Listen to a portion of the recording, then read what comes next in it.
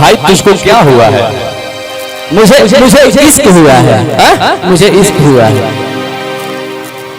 Uncle मुझे दिल की बीमारी है, मुझे दिल की बीमारी है। सुन लो कि मैंने प्यार किया तो नहीं अरे और बताओगे, एक दिन बाहों में फिर लौट के आओगे, एक दिन बाहों में फिर लौट के आओगे। में मत रहो।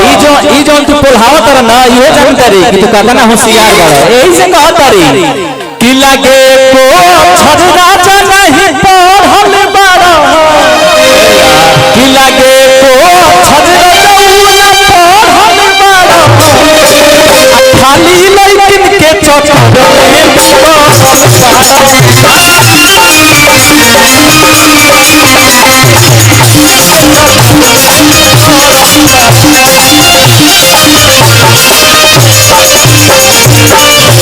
समझ में आया भाई तू जो बात इस लड़की खाती बोल देला नो अभी हमरा बर्दाश्त आर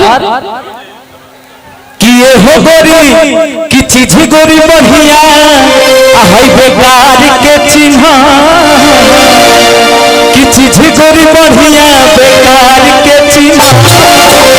अच्छा लगे तो भला कर लो कि चीज गोरी बढ़िया हाय बेकार के चिन्ह, हाय दोनों में से असली भला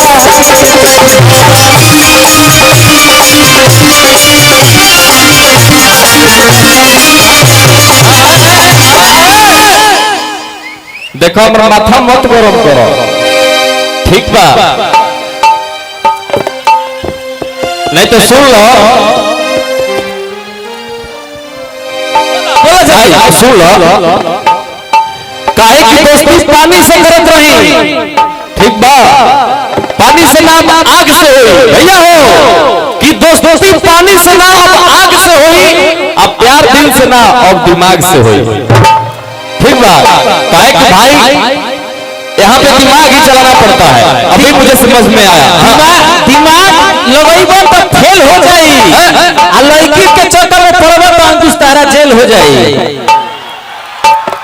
बुझा भाई का भाई चुप आ देखो हमारे देने कितना सपोर्ट में राजा भैया हाय देखा इस सब हमारे सपोर्ट में बालो सही कहो नहीं ना हो।